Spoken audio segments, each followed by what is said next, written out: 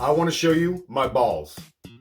Now these are wool dryer balls, and these might just save your life. You never know. They come in a nice ball sack like this, and this is 100% natural fabric softener for your dryer. All right, I'm out here. This is my laundry room. This is my real laundry room. It's not a facade, and I'm playing with my balls because I want to show you guys something right here.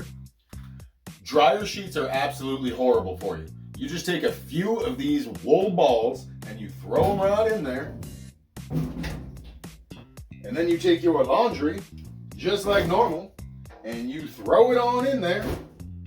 And boom, there's no chemicals all over you, all over your clothes, all day long. None of that fabric softener shit. Just some wool balls, baby.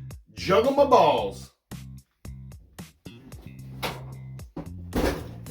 Now, I don't know what is technically on dryer sheets. I have no idea. Do you know? Because I sure as fuck don't. But I'm sure that it's just a bunch of crap chemicals that you don't need on your body. All right? So get yourself some wool balls and perhaps save your life, or at least save yourself from leaching some chemicals into your skin. All right?